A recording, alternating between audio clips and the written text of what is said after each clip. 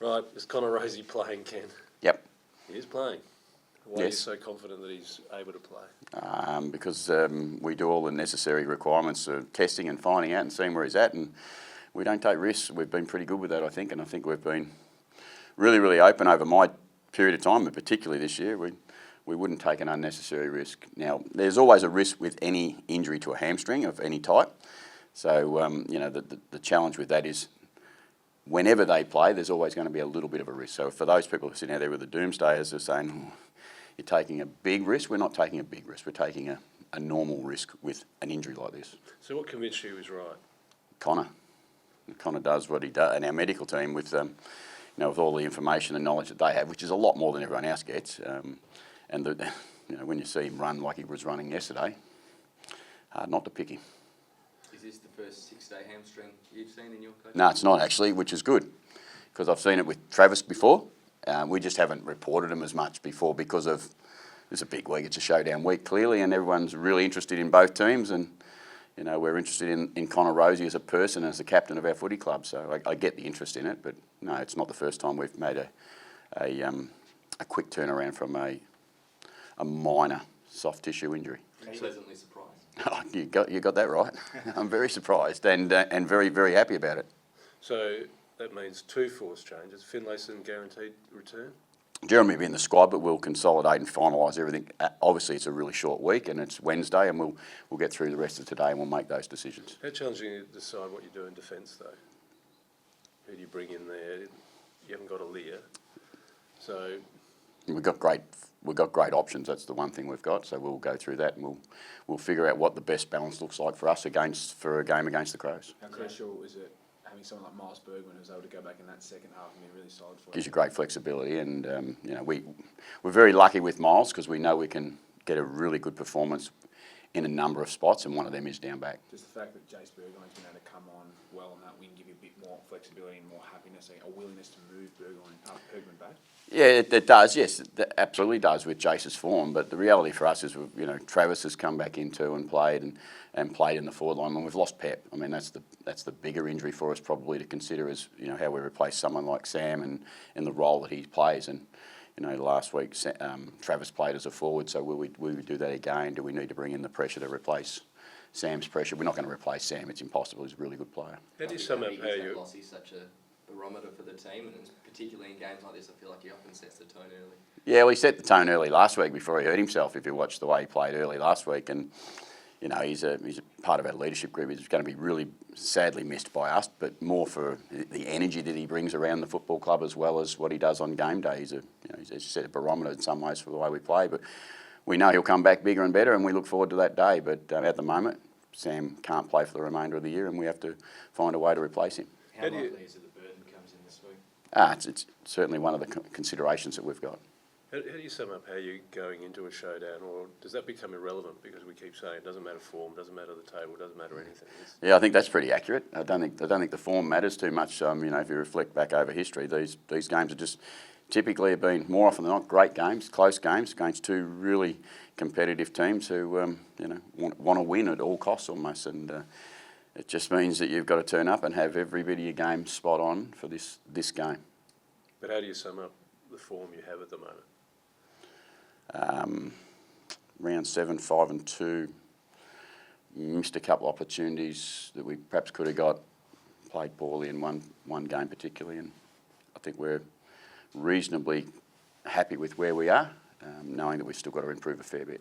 I realise all showdowns unfold differently, but I think they've won 3 of the past 4. Have you identified anything specific as to why that might be that they've had the recent edge? No, and that's what happens. It goes in runs, and over my time it's gone in runs, and right back to the early 2000s it went in runs with 7 wins and 6 wins and different numbers of wins that happen. All I know is that I take nothing for granted in a showdown. I've just got to turn up, and we've got to be at our absolute best to give ourselves a chance to win the game. What is it about showdowns then? Because it's a team that's in theory been rebuilding for a couple of years against a team that have been competing. So yeah, probably. What is it about showdowns? I don't know that the team that's been rebuilding or the team that's competing. I'm not sure because I think the language this year would have been, where would both teams be? It'd be pretty close, and I think this is a really close and even contest by predictions and by form. I think Crows are building. I think we've been solid, so I think it would suggest to me that it's a pretty even game right from the very start. But as I said, showdowns tend to end up even right to the end. What have you made of their form? Oh, I just said, I think they're building. I think they've, beaten Carlton a couple of weeks back. They've had a good win last week. I've seen them play, against Melbourne here. I think their form's not quite as accurate as the ladder says for them. I think they're much better than that. And they've, obviously they're starting to build with some really good players. Do you know how much? Right to go. He was going through some run-throughs yesterday. Yeah, we expect, like everyone, we do what we do. It's, again, you can appreciate on 2 6-day breaks, you're managing them slightly different this week than you would some other weeks. What's Jordan Sweet's mood like, considering as a fan he grew up knowing who he barracked for, and now he gets to play in one? And Yeah, well, I'm sure. Out for you? I'm sure one of the reasons he came back to South Australia was to hopefully be involved in these games, and just another great opportunity. And I think more importantly for Jordan, he's getting he's going for his 3rd game in a row, and he gets a bit of consistency at the level. He's going to come up against a very, very good ruckman who's always caused us some problems, Rob, and we look forward to that battle. You said the other newcomers, Ken, the Sava and the Zerk Thatcher. What do you tell them about showdowns, not so much on the field but off the field, and the rivalry between the clubs? They both come from clubs who have had these massive rivalries anyhow. So I think they've played and experienced types of games like this. We all say showdowns are different to us in South Australia. We feel like they're a bit different, and Thatch will have some understanding as a young person growing up in the state. And Sav will understand it for the very first time, what it's going to feel like playing at Adelaide Oval against a hostile crowd, which is not something that he's experienced so far yet either. So it will be an experience for them, but I'm sure they're ready. I mean, he's played in big games at Geelong. Thatch has played in big games at Essendon.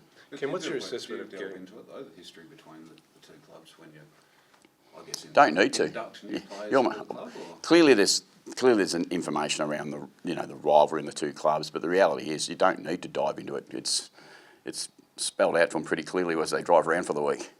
Ken, what are you making of that challenge to get more on the scoreboard? You don't want another 1-9 like you had last week. How do you deal with it? We know that you put a lot into inside 50s, but how do you get more on the scoreboard? I'm not sure how I can answer that for you. If you know, we put a lot into it and we're doing a lot of work on it. What are we, the 4th or the 5th highest scoring team in the competition? We're going okay. Every team at some point will miss goals or not kick as accurately as you want. For us, we've done that a little bit last week, clearly at the start of the game. But what was more important for us is that we started pretty powerfully. We just didn't hit the scoreboard as well as we like. We do, as you said, put a lot of work into it. What happened to the traditional coach's presser before the showdown? I don't know. I turn up at the presses and do what I'm told to do. So if you want to have another conference, you can have that over here. They'll be able to explain that better than me. But I think we just do what we do, and when we're told to be here, we're here. Ken, players often need to be protected from themselves, but you say Connor's, his certainty, his confidence has given you that, that wisdom he'll be fine. But him as a leader, you just talked to him about it's his first showdown. Like, what is it that gives you the confidence in him? Does he go about it differently to other people? I think that the confidence you get from Connor is his composure. He doesn't approach any week any differently. He prepares like an absolute professional and pro in this game, and he performs like that more often than not. So, and he's done that this year already in the first, what have we played, 7 games, first time captain. It's been hard to knock what he's done so far, and that's what gives me confidence. He just turns up and does his job more often than not. Has the threat of Adelaide's attack gone from what used to be their big guys to now their smaller ones? Is that more challenging for you to work out the matchups on their smaller ones? I'm not sure that Texan bloke goes okay. He's But still a risk. And the other couple are still a risk. Not Fogg's still a risk. You just can't take chances with any. At this level, it seems to be, I know you're asking some questions around individuals, but the reality is we can't take chances with their whole team. We have to be on to get the result we need. And we if someone's a little bit off or someone gets hold of us, whether they're big or small, that will be a bad result for us. But you've now restocked in terms of your tall defenders, so you can handle the big. We had until last week. Yeah, well. But is it the smaller forwards that challenge you more, setting up defensive strategies? No, I don't think so. I think it's a collection of what the opposition have and the way we play collectively, and that's when you'll find something does or doesn't stand up the way you'd like it. So I don't think it's small, I don't think it's tall, because I'm loath to run the risk that it's one or the other, because something will get you in a different way. How have you built Jeremy Finlayson back up? Obviously, he's owned his mistake, he's copped his down, Yep. he copped a lot of heat as well, and he was probably struggling at times. So how have you got him back in a position to play? Oh, I think Jeremy's had to do a lot of work over the last month, and he's done as much as he can possibly do at this point in time. I think he's ready emotionally to take on the next part of that challenge, and that's something he's just got to have to work through, and we'll support him all the way through that. He's a pretty resilient fellow. He's been through a fair bit, and this in his own doing, but we expect he'll be able to handle most of the stuff that comes his way. What do players learn, Ken, when they go through things like this?